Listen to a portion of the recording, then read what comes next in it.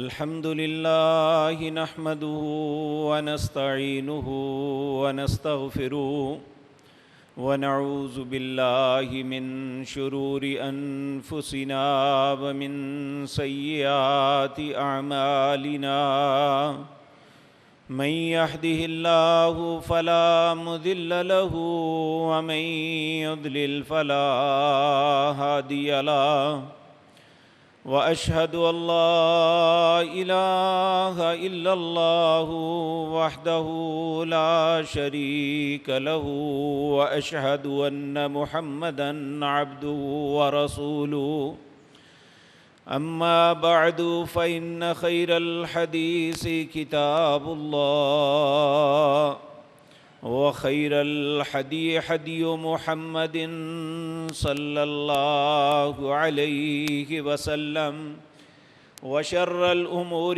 محدثاتها وكل محدثة بدعة وكل بدعة ضلالة وكل ضلالة في النار رب اشرح لي صدري ويسر لي أمري واحلل عقدة من لساني يفقهوا قولي اللهم انفعنا بما علمتنا وعلمنا ما ينفعنا وزدنا علما رب أوزعني أن أشكر نعمتك التي أنعمت علي وعلى والدي وأن أعمل صالحا ترضاه وأصلح لي في ذريتي إني تبت إليك وإني من المسلمين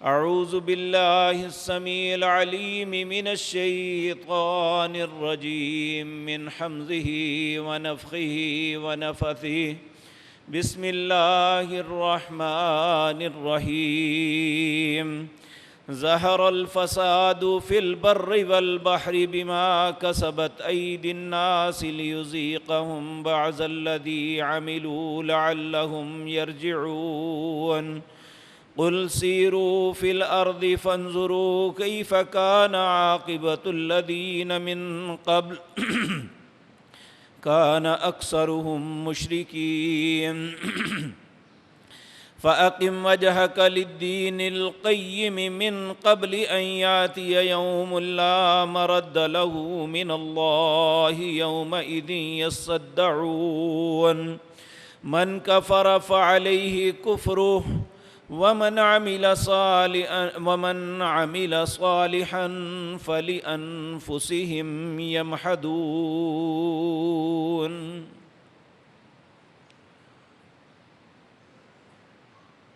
حضرات محترم،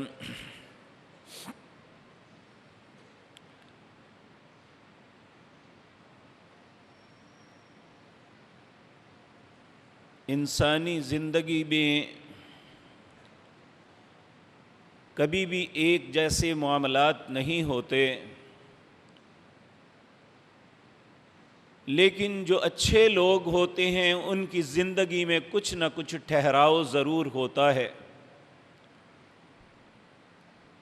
لیکن آج میں اور آپ جس وقت سے، جس دور سے اور جس کیفیت سے گزر رہے ہیں، ایک مزدور سے لے کر مل آنر تک، ایک سیلز مین سے لے کر دکان کے مالک تک، علی ھذا القیاس زندگی کی کسی بھی اکائی میں کام کرنے والا انسان جتنا خوف زدہ اس وقت ہے کبھی نہیں تھا۔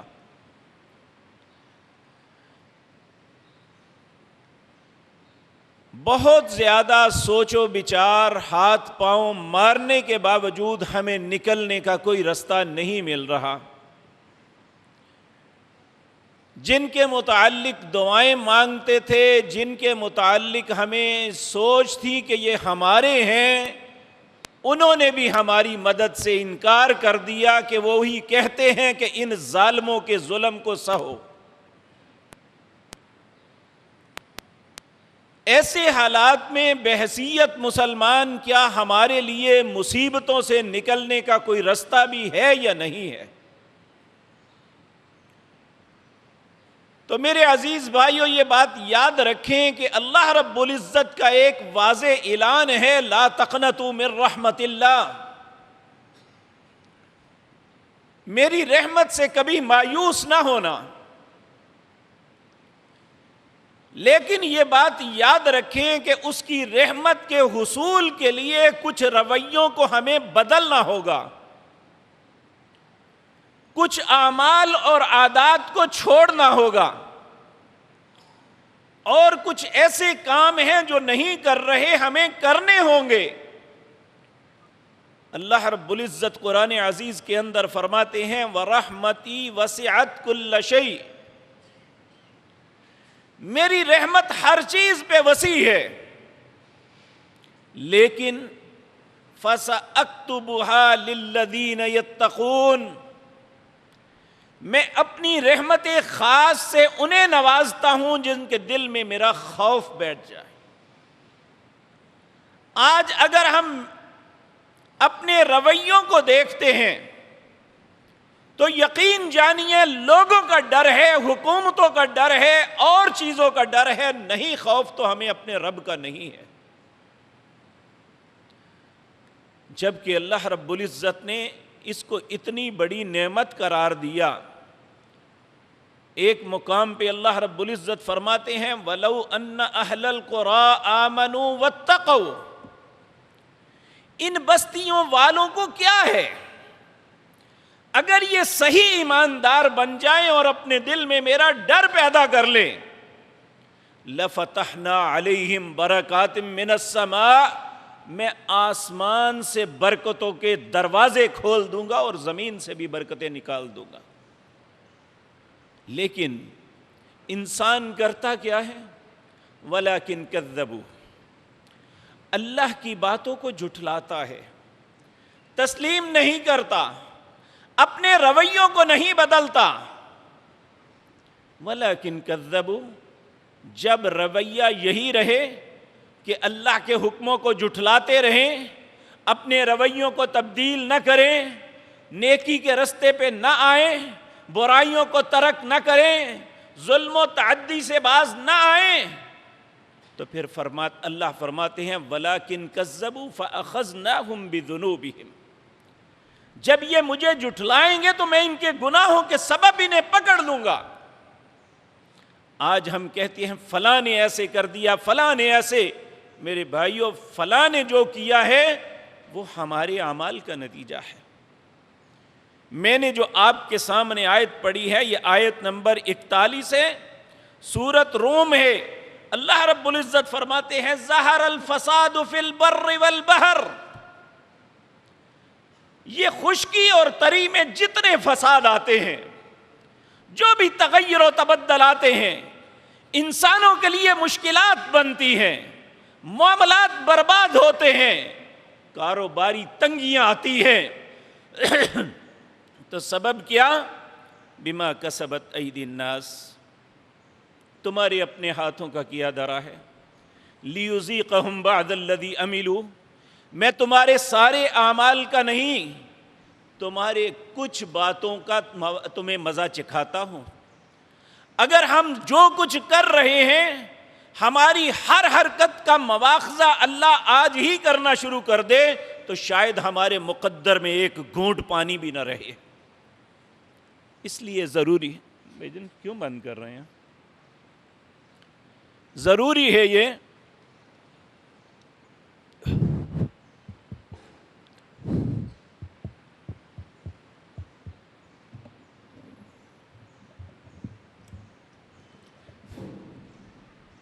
چل گیا، ضروری امر یہ ہے کہ ہم یہ سوچیں کہ پہلی بات ایسا کیوں ہوتا ہے۔ تاریخی اعتبار سے میں ایک بات آپ کے سامنے عرض کرتا ہوں۔ بنی اسرائیل یہ اللہ کی ایک محبوب قوم تھی۔ اللہ رب العزت نے ان کے ساتھ جتنا پیار کیا، دنیا میں جن نعمتوں سے اور جن عزتوں سے انہیں نوازا گیا کسی قوم کو نہیں نوازا گیا تھا۔ پھر ایک وقت ایسا آیا، ان کے علماء کا رویہ، ان کے حکمرانوں کا رویہ، ان کے عوام الناس کا رویہ جب غلط ہو گیا تو پھر اللہ نے انہیں وارننگ دی، جس کا تذکرہ سورۃ بنی اسرائیل میں ہے۔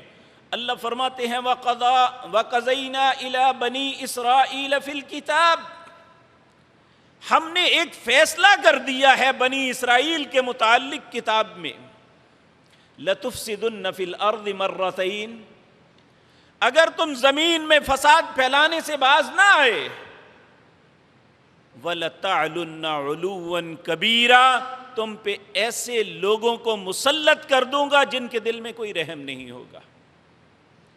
بنی اسرائیل نے اس بات کو نظر انداز کیا کہ یہ انبیاء اور رسول، اللہ کی طرف سے وارننگز یہ تو آتی رہتی ہیں، ہم اپنا کام کریں، یہ اپنا کام کرتے رہیں۔ جس طرح آج ہمارا رویہ بن چکا ہے، آج ہم میں نبی تو موجود نہیں ہے، لیکن یہ ایک حقیقت ہے جس سے کوئی انسان انکار نہیں کر سکتا کہ جب بھی کوئی انذار ڈراوے کی بات کی جاتی ہے تو کہتے ہیں یہ ان کی عادت ہے ہمیں ڈرانا، ہمیں شاید یہ انہیں پسند ہی نہیں کہ ہم اچھی زندگی بسر کر سکیں۔ میرے بھائیو، کیا مفاد ہے؟ انبیاء کو کیا مفاد تھا، یا آج علماء حق کو کیا مفاد ہے کہ وہ آپ کو غلط فہمی میں رکھنے کے بجائے، آپ کو تمناؤں میں مبتلا کرنے کے بجائے ہر اس بات سے ڈراتے ہیں جو ہماری تباہی کا سبب بن سکتی ہے۔ تو اس وقت بھی یہی ہوا، اللہ نے ایک فیصلہ کر دیا، وَقَضَيْنَا إِلَىٰ بَنِي إِسْرَائِيلَ فِي الْكِتَابِ لَتُفْسِدُنَّ فِي الْأَرْضِ مَرَّتَيْنِ وَلَتَعْلُنَّ عُلُوًّا كَبِيرًا فَإِذَا جَاءَ وَعْدُ أُولَاكُمَا، جب انہوں نے اللہ کی اس بات کو نظر انداز کیا، اپنے رویے کو نہ بدلا، تو اللہ نے پہلا فیصلہ ان پہ نافذ کر دیا۔ پھر کیا ہوا؟ اس وقت فلسطین کے اوپر بنی اسرائیل کی حکومت تھی، اور ان کے اندر ایک نبی تھے جن کا نام یحییٰ علیہ السلام، جو زکریا کے بیٹے تھے۔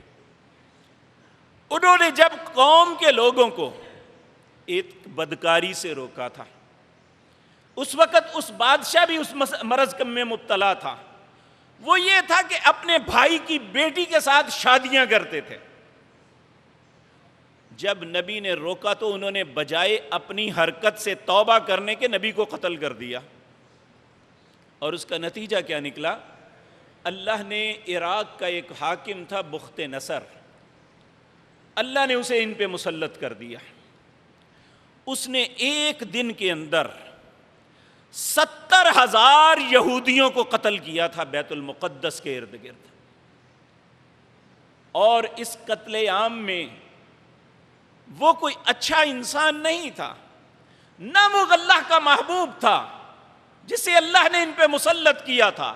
حقیقتاً یہی لوگ تھے جو اس زمانے کے مسلمان تھے، لیکن اپنی بد کرداری کی وجہ سے، اپنی خباثتوں کی وجہ سے، اپنے کردار کی غلطیوں کی وجہ سے، اپنے اعمال کی نادرستگی کی وجہ سے اللہ رب العزت ناراض ہو کے ان پہ ایک ایسے شخص کو مسلط کر دیا جس کے دل میں کوئی ترس نہیں تھا۔ میرے بھائیو، ابھی وہ وقت تو نہیں آیا، لیکن آج بھی ہم پہ وہ ایسے حکمران اللہ کی طرف سے مسلط ہو چکے ہیں جن کی کسی کے دل میں کوئی ترس نہیں ہے۔ لوگ منتیں کرتے ہیں، وہ ہمیں کہتے ہیں کوئی غرض نہیں ہے ہمیں آپ سے، ہمیں آپ کے پیسے سے غرض ہے، وہ چھیننا ہی چھیننا ہے۔ ایسے حالات میں جب کوئی مدد کے لیے تیار نہیں، دنیا کا کوئی ایسے سورسز نہیں ہے جو ہمیں نظر آ رہے ہوں، تو کیا ایسے حالات میں ایک مسلمان کی حیثیت سے کیا کرنا چاہیے؟ آج کی مجلس میں یہی میں نے اور آپ نے سوچنا ہے۔ تو میرے عزیز بھائیو، سب سے پہلی بات جو ہماری بہت بڑی غلطی ہے، ہم جتنے بھائی یہاں بیٹھے ہیں، جتنی عزیز بہنیں مائیں اور بیٹیاں سن رہی ہیں، ہم سب اپنا محاسبہ اس بات پہ کریں۔ نبی مکرم صلی اللہ علیہ وسلم نے فرمایا، جو شخص سورج طلوع ہونے تک فجر کی نماز ادا نہیں کرتا، اللہ اپنے ذمے سے نکال دیتا ہے۔ بے شمار ایسے ہمارے مسلمان بھائی بہت اچھے دل والے، بہت خیر والے، 4 نمازیں وقت پہ ادا کرتے ہیں، فجر کی نماز یا پڑھتے ہی نہیں، اگر پڑھتے ہیں تو سورج اگنے کے بعد۔ میرے بھائیو، کیا ہماری بھائی جب اللہ کے ذمے سے نکل گئے، اللہ رب العزت نے ہمارا ذمہ سے بریت کا اظہار کیا، اب تم جانو اور تمہارا کام جانے، تو ہمارا دن کیسے خیر سے گزرے گا؟ جبکہ پیارے پیغمبر جناب محمد الرسول اللہ صلی اللہ علیہ وسلم شاید ان کی زندگی میں بنو قریظہ کے ساتھ لڑنے کے لیے جب نکلے تھے تو شاید وہ نمازیں قضا ہوئی تھی، وگرنہ نہ نماز پڑھنے کا تو تصور ہی نہیں پوری زندگی میں۔ جب تک آپ باہوش رہے، بلکہ اپنی بیماری کے اندر بھی، آپ جمعرات کی مغرب کی نماز تک لوگوں کو جماعت کرواتے رہے۔ عشاء کے وقت اگر نہیں آئے تھے تو اٹھنے کے باوجود گرے، بے ہوش ہو گئے، پھر وضو کیا، پھر بے ہوش ہو گئے، 4 دفعہ ایسا کیا تو پھر کہا مرو ابا بکر فلیصلی بالناس، ابو بکر کو حکم دو لوگوں کو نماز پڑھے۔ یہ لوگوں کا تعلق اپنے رب سے کے ساتھ نہ ٹوٹ جائے، یہ اللہ کے ذمے سے نہ نکل جائیں کہیں۔ اور آپ ساری زندگی ایک دعا کثرت سے مانگا کرتے تھے، اور آپ جب بھی کوئی چھوٹی یا بڑی مصیبت آتی اس وقت بھی اللہ سے یہی التجا کرتے، اللہم رحمتک ارجو فلا تکلنا الی انفسنا طرفۃ عین واصلح لنا شأننا کلہ لا الہ الا انت۔ اے اللہ، اللہم رحمتک ارجو، اے اللہ تو اپنی رحمت کے ساتھ ہم پہ لوٹنا، فلا تکلنا الی انفسنا طرفۃ عین، اے اللہ ایک آنکھ کے جھپکنے کے برابر بھی مجھے میرے حال پہ نہ چھوڑنا۔ اب جب ہم نے نماز فجر نہیں پڑھی تو ہم تو اپنے حال پہ آ گئے، اللہ نے ہمارے حال پہ ہمیں پھینک دیا، پھر جو لوگ چاہیں گے ہمارے ساتھ کریں گے، اللہ کا تو ذمہ نہیں ہے پھر۔ تو اس رویے کو ہمیں بدلنا ہے۔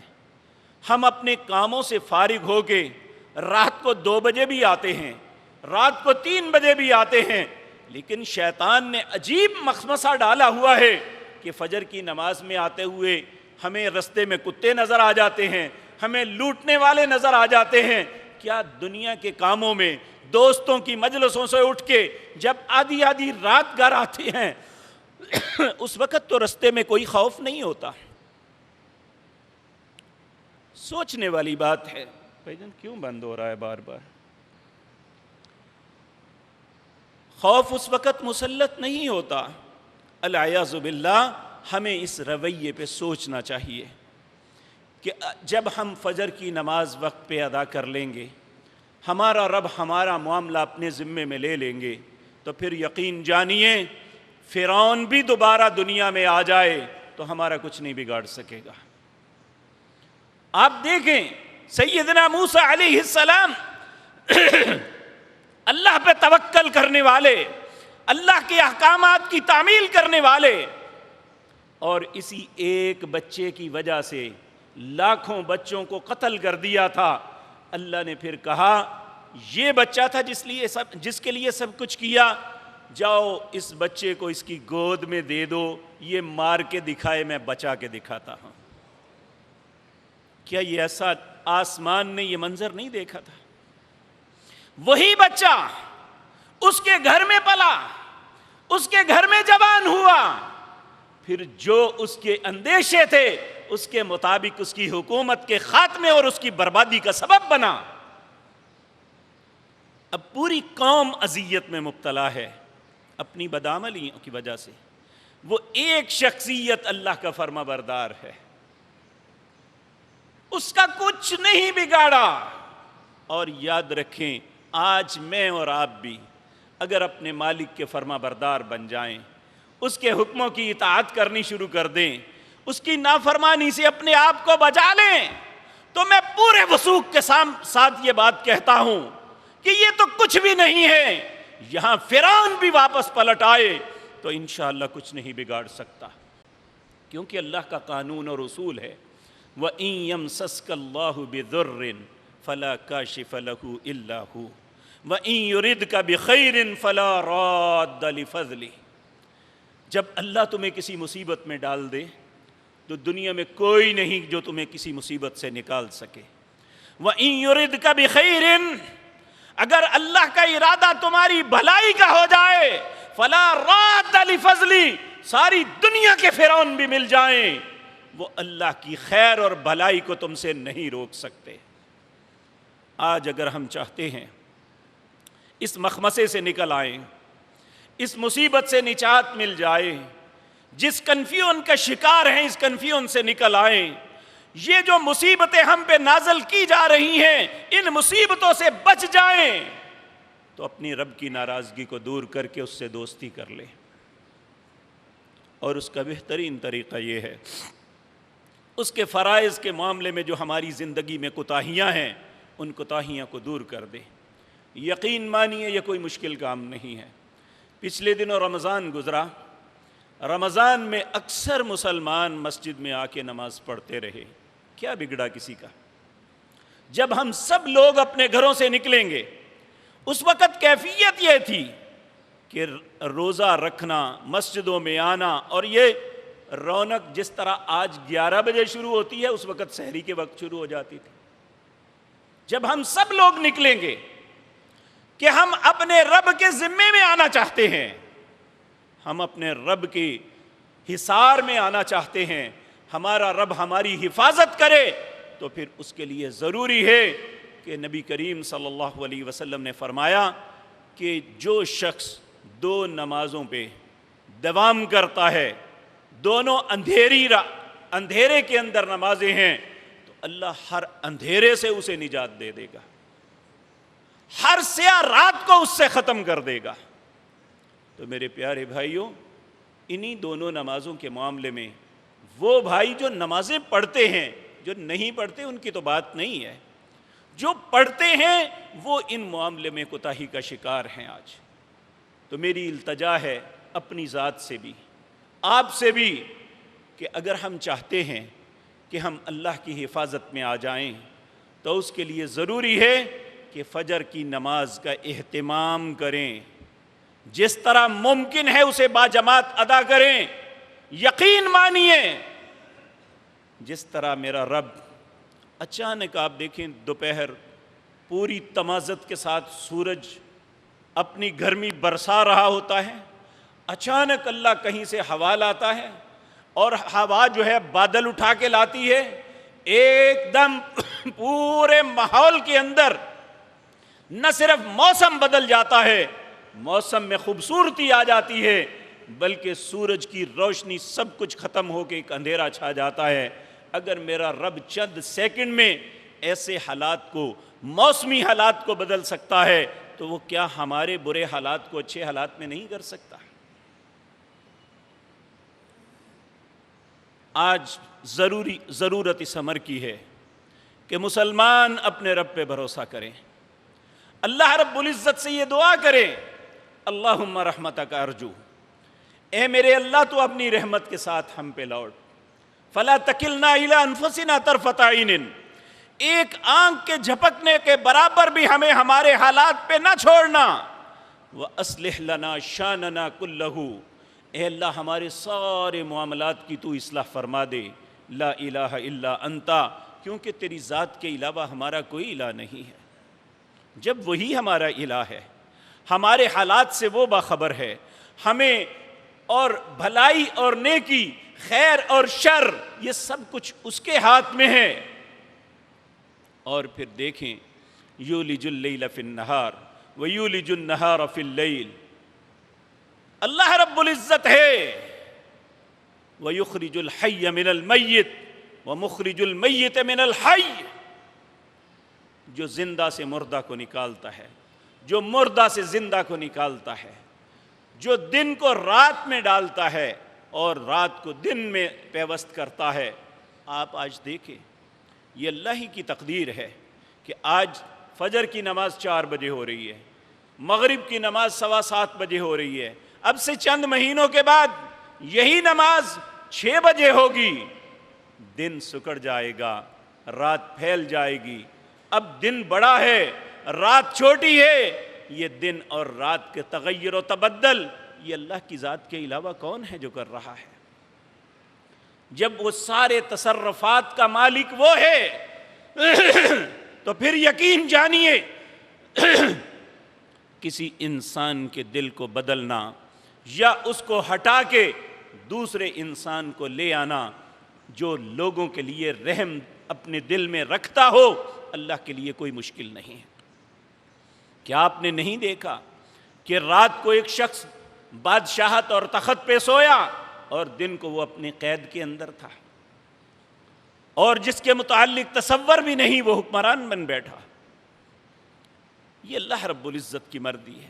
تو اس لیے میرے عزیز بھائیوں، ایسے وقت میں جب ہم سب پریشانی میں مبتلا ہیں، کسی بھی مجلس میں بیٹھے، یقین جانیے میں پوری اللہ رب العزت کے گھر میں میرے کوئی سیاسی مقاصد نہیں ہے، کسی کی مخالفت یا موافقت نہیں ہے، لیکن اللہ نے جو ذمہ داری ہمیں عطا کی ہے اس کا تقاضا یہ ہے کہ ہم لوگوں کے دکھ اور درد کو دیکھیں ہر مجلس میں، اور جہاں بیٹھے لوگ اپنی تکلیفوں کو سناتے ہیں تو پھر ہم پہ فریضہ عائد ہوتا ہے کہ ہم اس کا حل اسلام کے اندر سے تلاش کریں کہ اللہ رب العزت نے اس سے نکلنے کا حل کیا بتایا ہے۔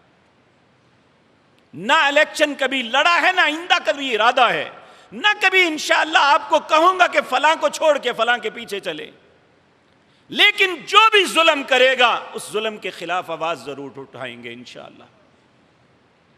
اگر لوگوں کو جو پریشان کرے گا ان کی پریشانی میں ان کے ساتھ کھڑے ہوں گے انشاءاللہ، کیونکہ اللہ نے یہ ذمہ داری ہمیں لگائی ہے۔ اس پہ ہمیں آسانی آتی ہے، یہ تکلیف اس سے ہمیں کوئی غرض نہیں ہے انشاءاللہ۔ تو میرے عزیز بھائیو، اگر ہم چاہتے ہیں اس مصیبت سے نکل جائیں تو پھر سنیں، اللہ رب العزت فرماتے ہیں قُلْ سِیرُوا فِی الْأَرْضِ، زمین میں چل پھر کے دیکھو، قوموں کی بربادی کے حالات دیکھو، اس کے اب اسباب کا مشاہدہ کرو۔ فَانظُرُوا كَيْفَ كَانَ عَاقِبَةُ الَّذِينَ مِن قَبْلُ، تم سے پہلے جتنے لوگ برے انجام سے دوچار ہوئے اس کا سبب کیا تھا؟ اللہ خود بیان کرتے ہیں کان اکثرہم مشرکین، ان میں اکثر مشرک تھے، شرک کی گندگی میں مبتلا تھے۔ میرے بھائیو، ہندوؤں سے کیوں الگ ہوئے؟ ہمارے آبا نے اس مذہب کو کیوں چھوڑا؟ اسلام میں کیوں داخل ہوئے؟ اس لیے انہیں سمجھ آ گئی کہ بے شمار بت ہمارے خدا نہیں ہیں، ہمارا خدا وہ ہے لا الہ الا ہو، جس کے علاوہ کوئی الہ نہیں۔ اگر آج اسی کلمہ طیبہ کو پڑھ کے ہزاروں قبروں کے پجاری بن جائیں اور پھر یہ توقع رکھیں کہ اللہ رب العزت ہم پہ رحم کریں گے، جبکہ ہم بے شمار اس کے شریک بنا دیں، اس کے اختیارات کو تقسیم کر دیں، اللہ اکبر، اللہ ہم سب پہ رحم فرمائے۔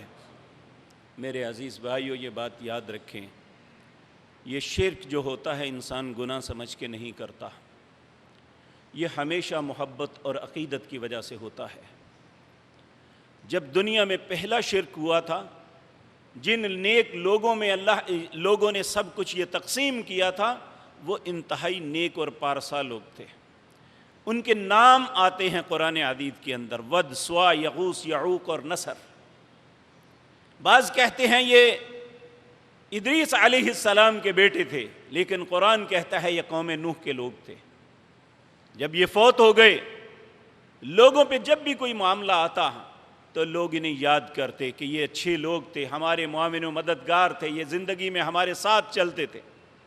شیطان نے دیکھا کہ لوگوں کے دل میں اتنی محبت اور عقیدت ہے ان کے ساتھ، اس نے ایک بڑا جو ہے غیر محسوس طریقہ اختیار کیا۔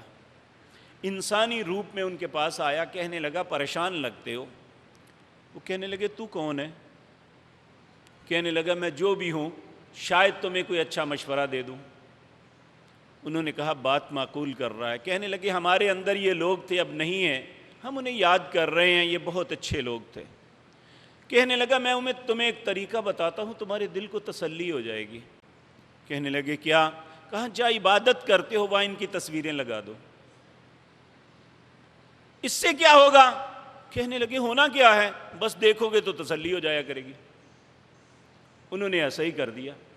اب پہلے لوگ تو یہی تھے جو صرف دیکھ کے تسلی حاصل کرتے کہ یہ ہمارے بڑے تھے، اچھے تھے، لیکن جیسے جیسے وقت گزرتا گیا لوگوں کے رجحانات بدلتے گئے۔ آخر ایک ایسا وقت آیا جب نوح علیہ السلام کو اللہ نے مبعوث کیا، پوری کی پوری قوم اللہ کو فراموش کر کے ان 5 پیاروں کو اپنا خدا بنا بیٹھی تھی کہ یہ بارشیں برساتا ہے، یہ فلاں بچے دیتا ہے، یہ فلاں کام کرتا ہے، یہ فلاں کام کرتا ہے۔ تو اللہ رب العزت نے فرمایا وَدًّا وَلَا سُوَاعًا وَلَا يَغُوثَ وَيَعُوقَ وَنَسْرًا وَقَدْ أَضَلُّوا كَثِيرًا۔ اب انہوں نے گمراہ نہیں کیا، ان کی وجہ سے بہت سے لوگ گمراہ ہو گئے۔ اور پھر نوح علیہ السلام نے 950 سال اس قوم کو تبلیغ کی، لیکن جس قوم کے اندر یہ خباثت آ جاتی ہے وہ تو گناہ سمجھ کے کرتی نہیں ہے، وہ تو نیکی سمجھ کے کرتی ہے۔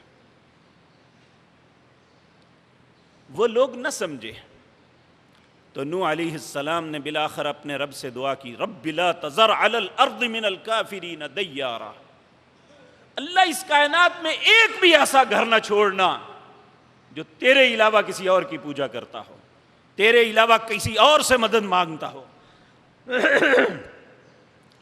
اللہ نے دعا قبول کر لی۔ اب جب ان کی تباہی کا وقت آیا تو ان میں ایک نوح علیہ السلام کا اپنا بیٹا بھی تھا۔ جب وہ طوفان آ گیا نوح علیہ السلام اور آپ کے ساتھی نیک لوگ کشتی میں سوار ہو گئے تو دیکھا بیٹا ڈوب رہا ہے۔ پہلے بیٹے کو سمجھایا۔ آپ دیکھیں جب عقل ماری جائے نا پھر انسان مصیبت کے وقت بھی اصلاح نہیں اپنی کرتا۔ نوح علیہ السلام نے بیٹے کو دیکھا تو باپ باپ ہوتا ہے، بیٹا چاہے جیسا بھی ہو۔ کہنے لگے یا بنیا، اے میرے پیارے بیٹے، ارکب معنا، میرے ساتھ سوار ہو جا۔ کہنے لگا نہیں میں تو نہیں سوار ہوں گا۔ قال سآوی الی جبل یعصمنی من الماء، وہ پہاڑ کی چوٹی ہے، میں اس پہ چڑھ کے اپنے آپ کو بچا لوں گا، تیرے ساتھ سوار نہیں ہوں گا۔ نوح علیہ السلام نے کہا لا عاصم اليوم من امر اللہ، بیٹے آج صرف جسے اللہ بچائے گا وہ بچے گا، اپنے آپ کوئی نہیں بچ سکتا۔ الا من رحم، صرف وہ بچے گا جس پہ رب رحم کرے گا۔ وحال بینہم الموج فکان من المغرقین، اسی وقت ایک لہر آئی اور اسے غرق کر دیا، وہ ڈوبنے لگا۔ نوح علیہ السلام نے اپنے ہاتھ اپنے رب کے سامنے اٹھا دیے کہ اے اللہ ان ابنی من اہلی وان وعدک الحق وانت احکم الحاکمین، اے اللہ یہ میرے اہل میں سے ہے، تیرا وعدہ ہے میں تیرے اہل کو بچاؤں گا۔ تو اللہ نے اسی وقت جواب دیا انہ لیس من اہلک، بے شک یہ تیرا صلبی بیٹا ہے، انہ عمل غیر صالح، یاد رکھ میں اب اسی تمہارا بیٹا تصور نہیں کرتا کیونکہ اس کے عمل اچھے نہیں ہیں۔ اگر نبی کا بیٹا بھی عمل اچھے نہیں ہوں گے تو اللہ نے نبی کو جواب دے دیا انہ لیس من اہلک انہ عمل غیر صالح۔ پھر اللہ نے پتہ کیا کہا؟ اس بات پہ ذرا غور کریں، فلا تسألنی ما لیس لک بہ علم، اے نوح اب اس چیز کا مجھ سے سوال نہ کرنا جس کا تمہیں پتہ نہیں ہے۔ انی اعظک ان تکون من الجاہلین، اگر دوبارہ اس بیٹے کے لیے سوال کیا جو اپنے شرک پہ قائم ہے، جو توحید کی طرف نہیں پلٹ رہا، اگر اس کے متعلق دوبارہ سوال کیا کہ اسے بچا دوں، انی اعظک ان تکون من الجاہلین، میں تمہیں بھی نبیوں سے نکال کے جاہلوں میں کھڑا کر دوں گا۔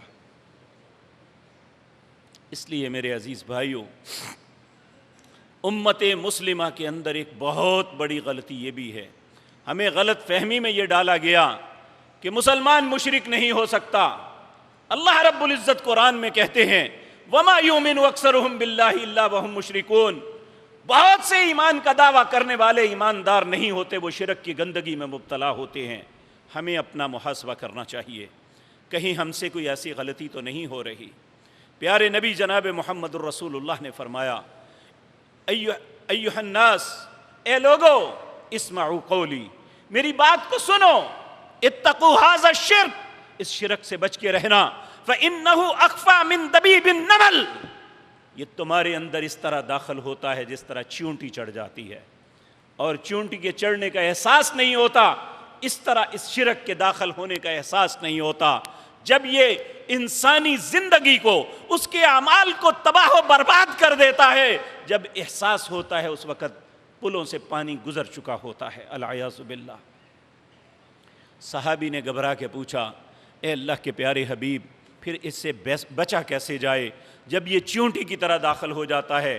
کہا صبح شام اللہ سے پناہ طلب کیا کرو، اے اللہ ایسے شرک سے تیری پناہ چاہتے ہیں جو ہم جان بوجھ کے کریں، ایسے شرک سے بھی تیری پناہ چاہتے ہیں جو بھول کے غلطی سے ہم سے ہو جائے۔ یہ شرک ایسی گندگی ہے، ایسی غلاظت ہے، یہ بھول کے بھی نہیں ہونی چاہیے۔ اللہ ہم سب کی حفاظت فرمائے۔ میرے عزیز بھائیوں، اس وقت ہمارا سب سے بڑا سہارا اللہ کی ذات ہے، اور اللہ کی ذات کو منانے کے لیے سب سے بہترین طریقہ دعا ہے۔ نبی کریم صلی اللہ علیہ وسلم نے فرمایا لا يرد القضاء الا الدعاء، ابن آدم کی تقدیر کو کوئی چیز نہیں بدل سکتی، صرف ایک چیز ہے جو اللہ کو فیصلہ بدلنے پہ آمادہ کر سکتی ہے، وہ انسان کی دعا ہے کہ یہ اپنے رب سے دعا کرے۔ پیارے نبی صلی اللہ علیہ وسلم جنہوں نے زندگی کے ہر معاملے میں ہماری رہنمائی کی، ہر مصیبت سے بچنے کا رستہ بتایا، ہر نیکی اور بھلائی کا رستہ ہمیں دکھایا، اس پاک پیغمبر نے کچھ اذکار بتائے جو صبح اور شام ہمیں کرنے کا حکم ہے۔ ہم میں سے بہت سے لوگ پوچھتے ضرور ہیں مصیبتوں سے نکلنے کا وظیفہ کیا ہے، فلاں چیز کا وظیفہ کیا ہے۔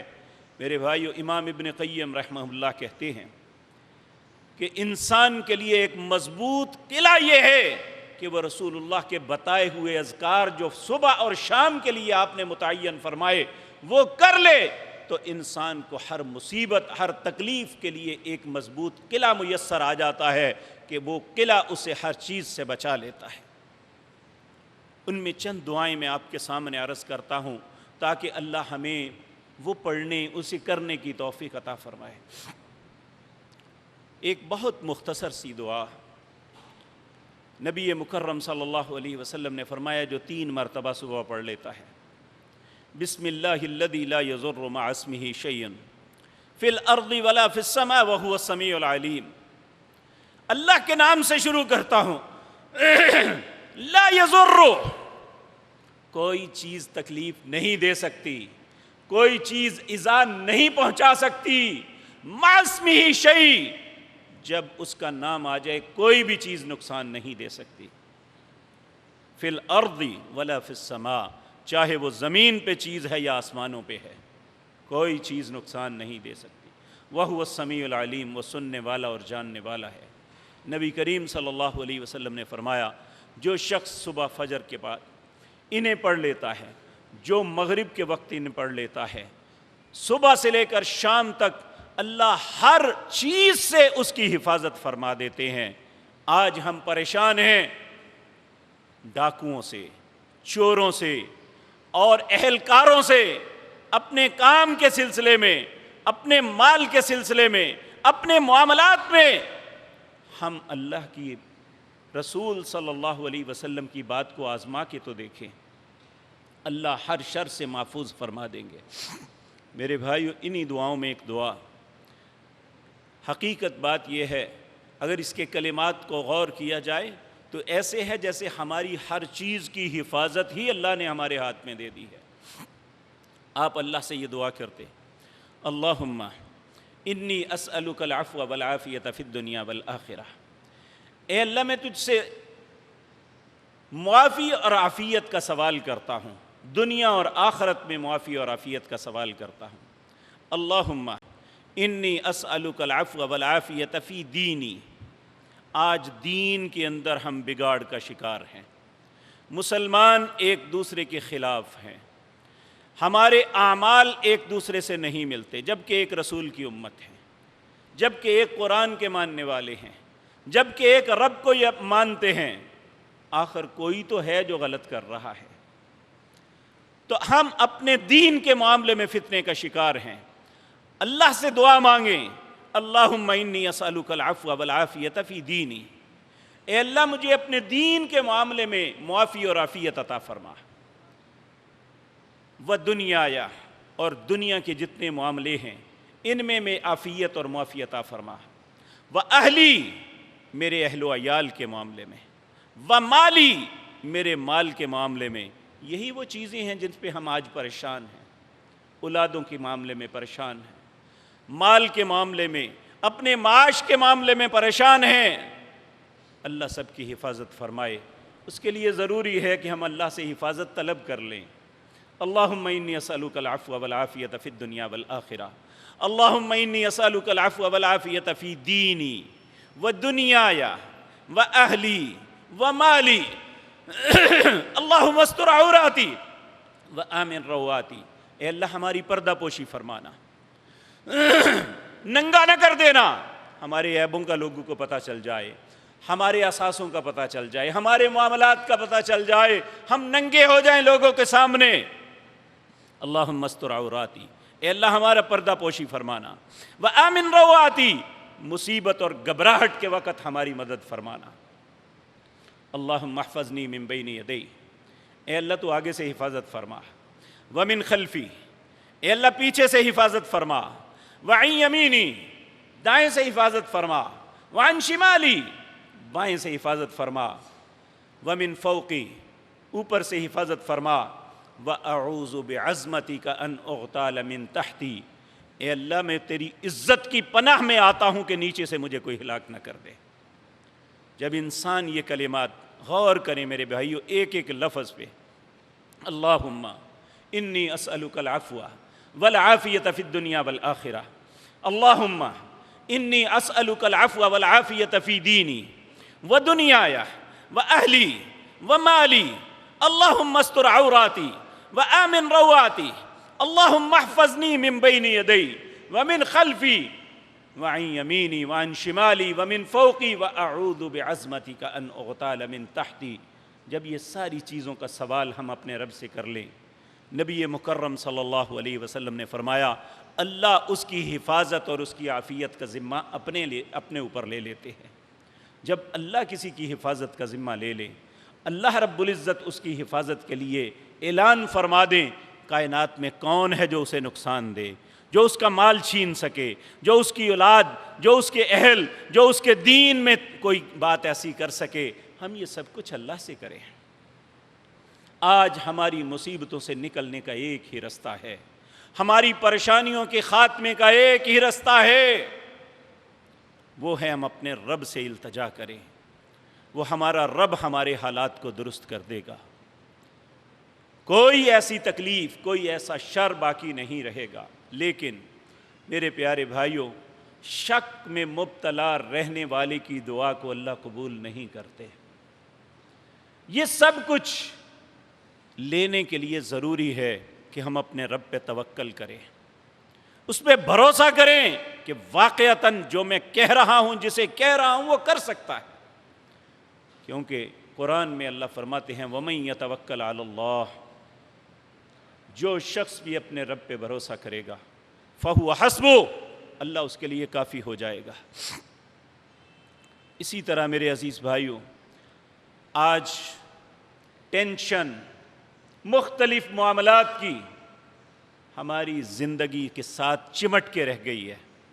بہت سے لوگ جو بہت اچھے ہیں، بے خوابی کا شکار، رات کو نیند نہیں آتی، پریشانیوں نے ڈیرے ڈالے ہوئے ہیں، سب کچھ ہونے کے باوجود پریشانیاں ہیں، اور پریشانیاں ایسی ہیں کہ جان نہیں چھوٹ رہی۔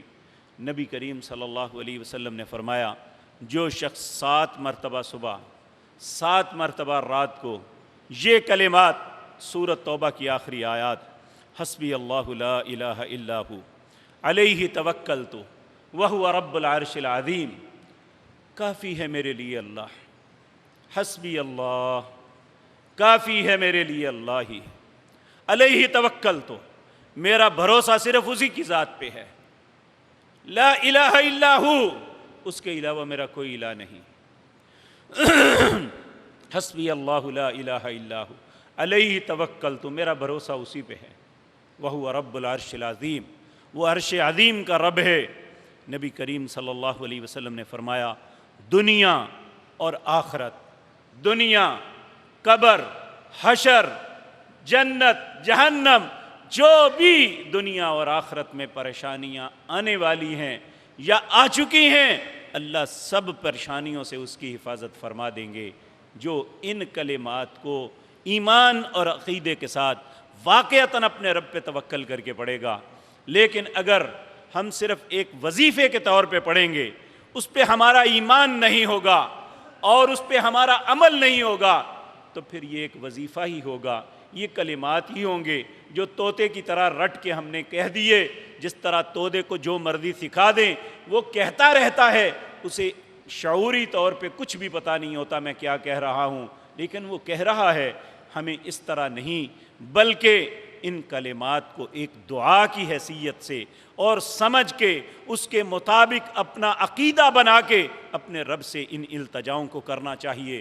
اگر ہم چاہتے ہیں کہ ہماری مصیبتیں ختم ہو جائیں، اگر ہم چاہتے ہیں یہ پریشانیاں مٹ جائیں، یہ سیاہ بادل چھٹ جائیں اور موسم میں خوشگوار معاملے ہو جائیں، ہمارے کاروباری معاملے مستحکم ہو جائیں، تو پھر ہمیں لوٹنا ہوگا اپنے رب کے ذکر کی طرف، کیونکہ اللہ رب العزت نے فرمایا، وَمَنْ أَعْرَضَ عَنْ ذِكْرِي، جب میرے ذکر سے اعراض کرو گے، جو میں نے کہا ہے اس کی پرواہ نہیں کرو گے، وَمَنْ أَعْرَضَ عَنْ ذِكْرِي، پھر میں کیا کروں گا، فَإِنَّ لَهُ مَعِيشَةً ضَنْكَا، میں تمہاری معیشت تم پہ تنگ کر دوں گا۔ آج ہماری معیشت ہم پہ تنگ ہے، میلوں لمبی فیکٹریاں ہونے کے باوجود ہماری معیشت ہم پہ تنگ ہے۔ کیوں؟ ہم نے اللہ کے ذکر سے اعراض کیا۔ حقیقت بات یہ ہے کہ میں پہلے بھی عرض کیا، میں نام نہیں لوں گا، اس شہر کے ٹاپ کے صنعت کاروں میں ایک، اب وہ دنیا میں نہیں ہیں، اللہ رب العزت انہیں معاف فرمائے اور انہیں جنت اچھی انسان تھے، لیکن اس کے باوجود ایک دن ایک جنازے کے بعد مجھے گلے لگا لیا، رو کے کہنے لگے، اسد اللہ سے دعا کرو اللہ سکون عطا کر دے۔ میں اتنا سخت دھچکا لگا کہ اللہ نے ہر نعمت سے نوازا ہے۔